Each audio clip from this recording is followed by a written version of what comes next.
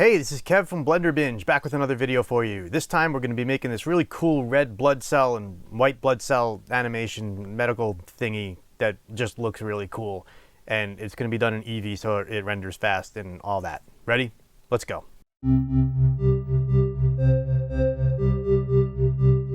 So the first thing I'll do is set up my environment. To do that, really quickly, I'm going to get rid of this default light, delete it, right click, delete. Then I'm going to go and make sure that I have Node Wrangler turned on. For that, I'm going to go Edit, Preferences. I'm going to type in Node. Make sure Node Wrangler is on, because without this, shading can really start to suck. So turn that on. Now, we are ready. First thing I'm going to do is start creating the red blood cell.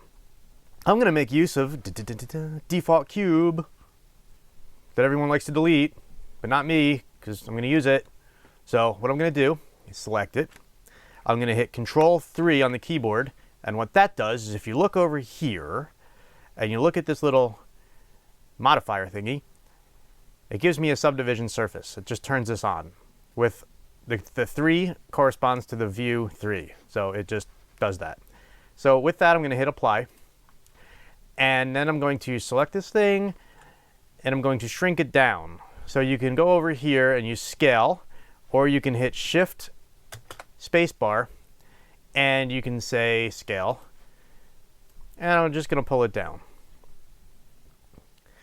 And then maybe because it's all like faceted looking, I'll just go up here to Object, Shade Smooth. Now it looks all like a Mento, Fresh Maker. All right, now what I'm going to do is I'm going to go to Sculpting. And now it doesn't look like a Mento. Now it looks like a big red thing. So what I'll do is I'm going to turn on this little negative thingy over here. Turn up the radius of my brush a bit. Like, that's too much. Maybe like there. And I'm just going to go and start just in the middle, smushing it in, because every picture I've ever seen of a red blood cell here has the kind of smushed in thing with that. Yeah, like that. That's good enough. Now I'm going to go back to layout and I'm going to look at my thingy and ooh, look, I'm very proud of that. You should be proud of that too. I'm very proud of that. So what I'm going to do now is I'm going to start shading. But shading is kind of reliant on lighting. So I'm going to put a light back in this scene, but it's going to be my light, not the one I was given. So I'm going to hit Shift A on the keyboard, or you could just go Add, Light. And I'm just going to say area light. All right, I can choose the move tool over here, or once again I can hit Shift Spacebar and just hit the move tool, or G, grab it, whatever, it doesn't matter. Move it over, and then I can hit Shift Spacebar again, hit rotate, or R. There's like a million ways to do this. All right, and just kind of pull it up. You can hit G, pull it up, and I'll just turn on the shading, this ball right here. So now I have a light hitting my red blood cell that's not red yet. Cool. What now? Well, I'm going to set up EEVEE. So to do that, I'm going to go over here to render, because I want to set up this so it looks pretty good. So I'll go to render, this little kind of back of a Canon camera, and I'm going to turn on ambient occlusion. I'm going to leave bloom off for now. I'll turn on subsurface scattering, I'll turn on screen space reflections, and I'll turn on volumetric while I'm here. And you see now that we have something a little bit better looking. So what I'll do now is start giving this guy a shader. So to do that, I can use this shading tab here, but I don't know, lately I just kind of want to use Blender the older way.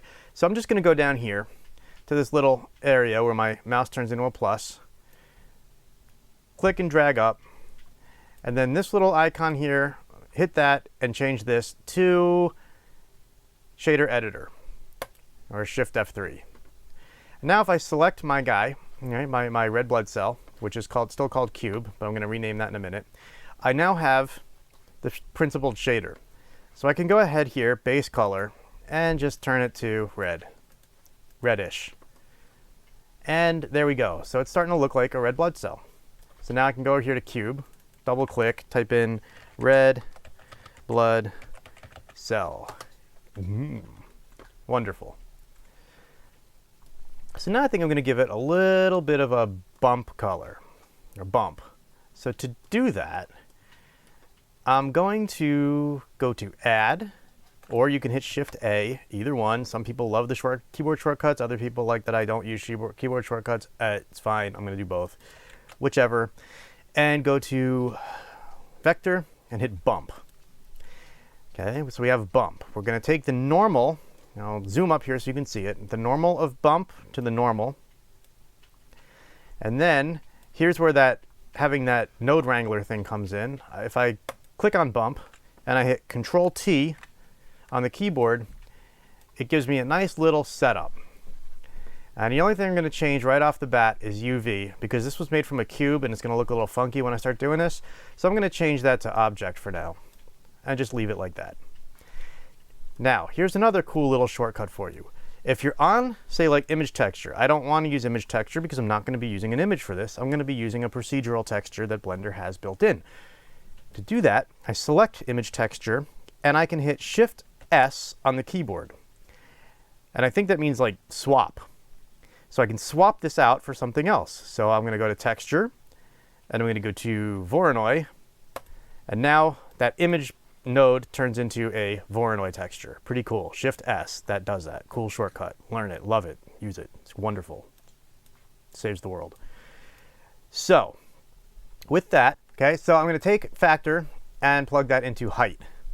And now you see I got bumpiness, but that doesn't look like a red blood cell. That looks like, I don't know, terracotta, clay, I don't know, something baked in the sun. I don't. So anyway, we're going to take that and change it. To do that, what we're going to do is first I'm going to up the scale a bit, because that's about kind of the scale I want for this, right about there. And what I'll do is I can hit invert, right? And that's going to kind of invert it so it looks more bumpy, not concave, but convex, right? Bumpy. So that's kind of cool. I kind of like that. But I don't like these like nipply pointy things here. I don't like that. So here's what I'm going to do to get rid of that. I'm just going to add in a ramp in here that's going to change that. Now watch the magic happen. See, I can play with strength, right? But I'm still getting that little nipply stuff, right? I don't want that. I want what I want. So to get rid of that, I'm going to add in a ramp. And I'm going to do that between the Voronoi texture and the bump.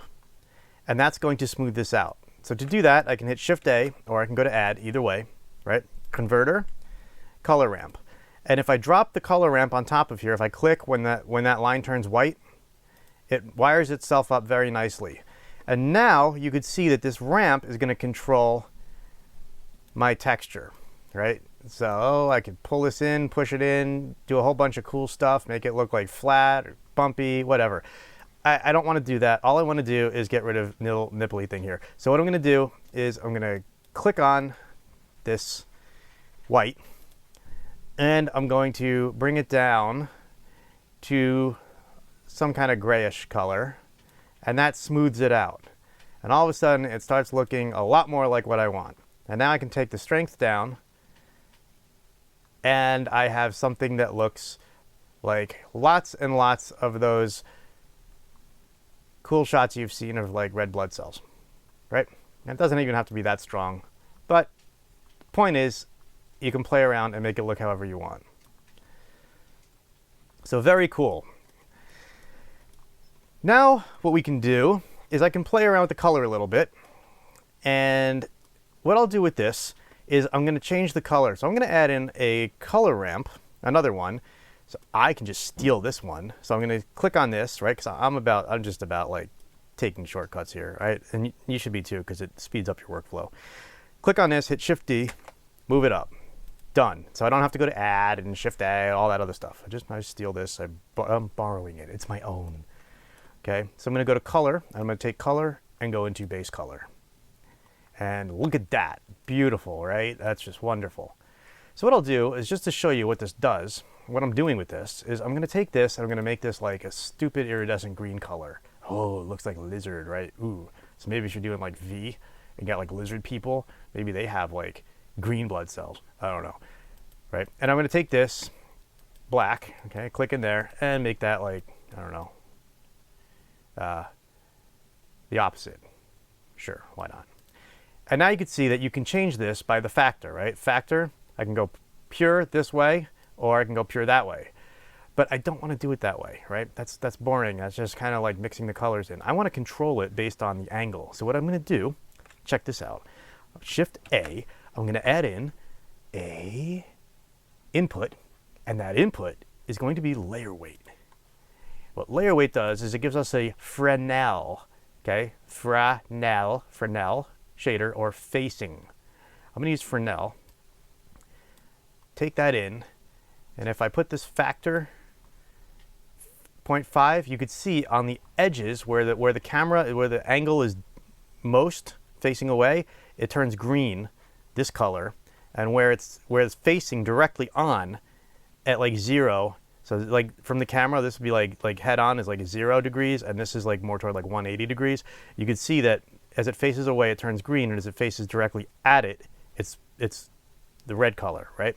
And if you pull this back, you'll get more of that coming in, right? So that's what I want. And as I move this, that effect moves with the camera, right? So I can use this to my advantage, and I can get like those kind of cool electron microscope look, which I'm not really going to do for this, but I'm just going to use this to punch it out a little more. So what am I going to do with that? Well, I can switch these, right? I could put a little more red or pink or whatever on the edge, a little more white, right? Hot. And then here, I can change the green color back to a red. And you can play with this facing angle too, and that brings in more or less. All right, so I'll go 0.7 here and play around with this until I get something that I like. And that's kind of cool. See, so now like this angle is helping me kind of sell it, and it just kind of lifts it up and points. It just makes it look a little cooler. Now I can play with specular or roughness the same way. See, roughness at 0 is completely wet looking, like a mirror, right? And roughness at 1 is completely rough, okay? It just, all it does is it takes the light and it simulates microfacets on the surface. It breaks up the light. That's all this is doing. This is the principled shader. It's a beautiful thing. And it's the default shader that we now have in Blender 2.8 here. So what I can do is I can play around with this, and I can do kind of a similar thing here, right? So I could say white is completely rough like this. Black is completely mirror. So if I took a color ramp, right? If I just say I just took this black and white one already, Shift D, right? Pull that in here. I can also take this layer weight, and I can take Fresnel, okay, Fresnel, plug it in, and then I can go color to roughness. And now I get rough, okay, I get mirror straight on and rough on the edges. And if I wanted to reverse that, I could go completely mirrored out on the edge, right? And then if I make this white over here, okay, it whites it out. So it roughs it up. So if I pull that in a little bit more, okay, you could see that angle away, more shiny, angle in, less shiny. And that just kind of punches this thing out again. Right? It's still kind of physically accurate, but it's not really like going for anything scientific. It's just making this look a little bit cooler. So if I were to throw in another light in here, right, and I hit Shift D on this light, I bring him over and I rotate him around, okay, you could see that with more light here, you could start seeing that effect a little bit more. And all that is artistic. You don't have to do it. Okay, you could have just like skipped the last like 5 minutes of this video and been fine, but this shows you how to set up these cool little effects, right? And it just adds a little bit of zest to your shot. So now I'll just turn on a little subsurface, right? And what that does is it gives me just a little bit of light bouncing inside here. And it looks a little more organic. You could turn it all the way up and it starts looking really organic, but that's a little too much. So I'll just pull that down a little bit, and now it's a little fleshy, a little meaty, and we're still getting that cool effect. And very cool. And let me tell you this, all that kind of goes away if you put metallic on. Okay, metallic has none of that property, so you leave metallic off for this. Okay, And you can change the subsurface color if you want. Right? You could push it down more, maybe into yellow, and then subsurface, that gives it a much more kind of organically blood kind of look to it. Orange, yellow, play around. And you can play around and feel it out. Okay, but this kind of gives it more of an organic look. So, very cool. Wonderful. What now? What do we do now? Well, now we can make our environment. So I'm going to take this world, go to world over here, and I'm going to take the color and put it into a body. Right? So I'm going to say, like, I don't know, just make it red. And now we're kind of reflecting red, and it just looks more like bloody and something red blood cells would be in, because it's in blood. So that's kind of cool. So I'll leave it at that. Okay, so now I'm going to make a bunch of these guys. So to do that, I'm just going to hit Add, Mesh, Icosphere. Make sure subdivisions I'll set to about 3. And then I'll go down here to Particles, Add Particle System.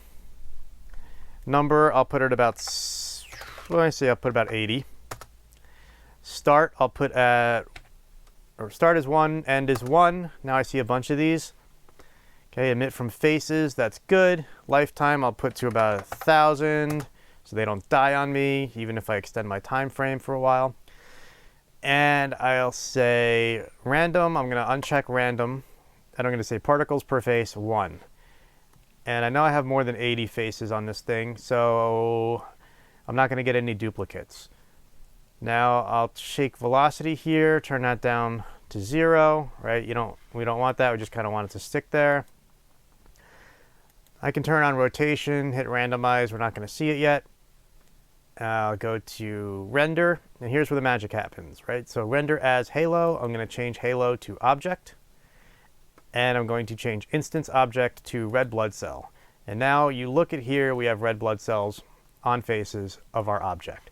So I can play with the scale a little bit here, turn it up just a hair. All right, so I'm getting quite a few of these things on here. And I can turn on object rotation. Doesn't really matter. Global coordinates don't matter. Okay, you want object scale to be on. And under field weights down here, let's just turn off gravity for now. And that's fine. We don't really need to worry about much. We don't even need to worry about that. So what we'll do is now go up to modifiers tab, okay, for icosphere. And I have a particle on here. I'm just going to hit convert. Now, all of these red blood cells are, in fact, their own objects in the scene. See, it just populated my scene with more of these guys. Cool. So I don't need icosphere. I'm going to get rid of icosphere, so I can just right-click, hit delete, gone. Red blood cell, that's the big one. Don't need him. I'm not going to delete him. So I'll just turn off that and render. And render seemed to be off for that, so I'm going to go ahead and turn render on for the rest of these guys. I'll pause the video and come back. Okay, so now all these are going to render, and you can see we have quite a few of these.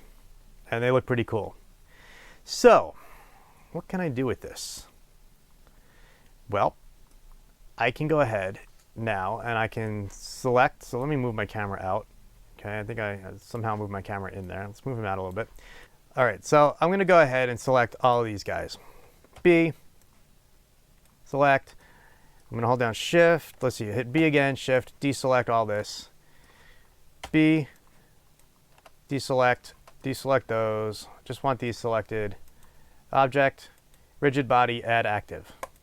So now I've added an active rigid body to all of these, which means that I can now control them with forces. Okay, so now if I hit play, they all fall. So to get rid of that, I'm just going to go over to scene. I'm going to go to, you can uncheck gravity, and they won't fall anymore. Or you could be daring and leave gravity on. You can go to rigid world here, and you can take gravity all the way down to 0. And same thing, they will not fall and they will not move. So I'm going to control this now, all this movement, with a force. So I'm going to go add, force field, and I'll say turbulence. And now, when I hit play, you'll see it's going to take a little while, but these are all going to start reacting to the turbulence field. So that gives it some motion. and they should all bang into each other at some point and bounce around a little bit. So that's kind of cool. So now I can just mess with the field a little bit and just change a few little parameters. So if I go field, I'm on field, I go here to physics. I can take the strength up, so I can say like strength maybe 10. I could put the flow up so they kind of follow a little path, a little bit. Turn up some noise. And now I can, hey, let me go back to field, let me go back to scene. And what I'm going to do is I'm going to clear out the cache. So I'm going to turn all down, hit back, turn all up, and now I should see the reflected thing happening in here. Okay, so now they start moving a lot sooner. And there's some noise on it, and I'm getting a decent look.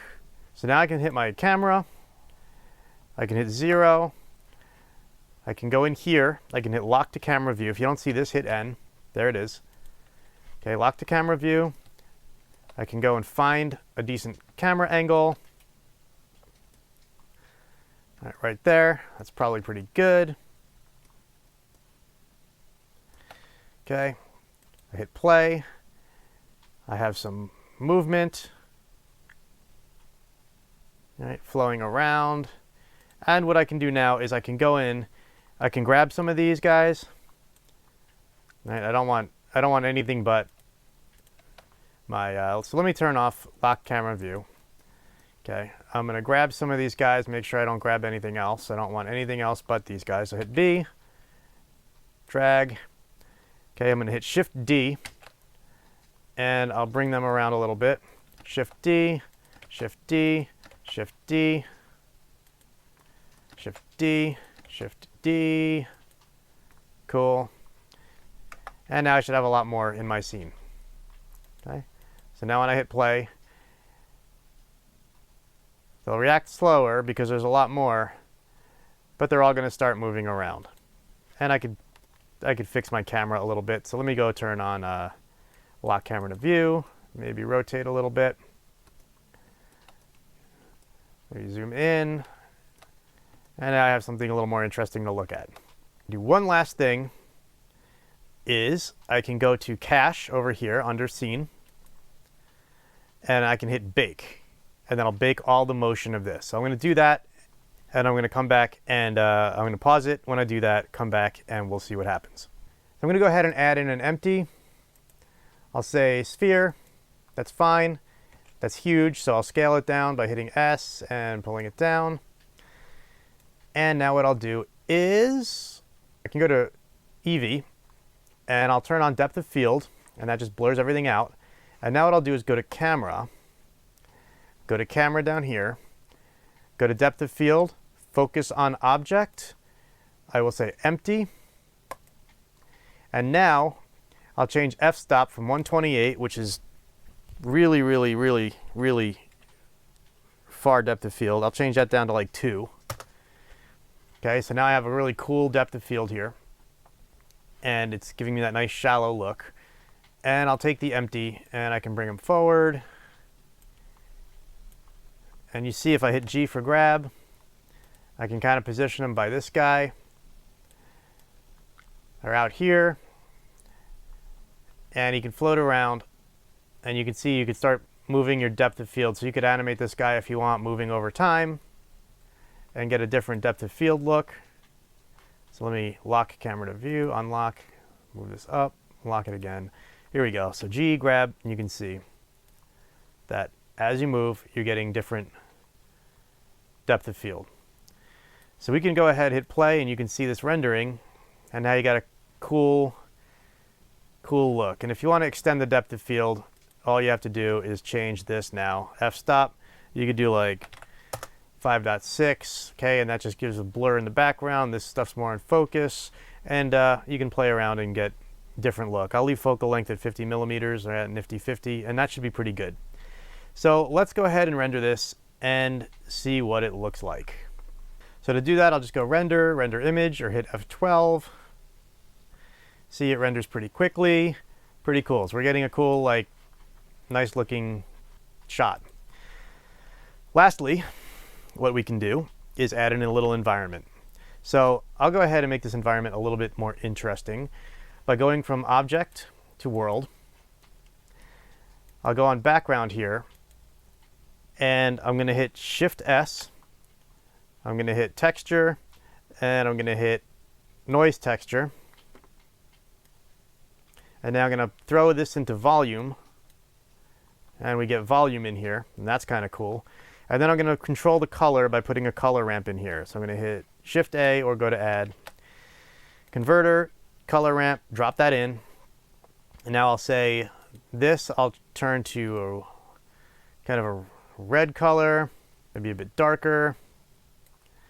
Back here, I can kind of pull that in, and you see that you're getting this kind of noisy color, so I can take the scale down a bit, and it just adds a little more interesting kind of goop back there.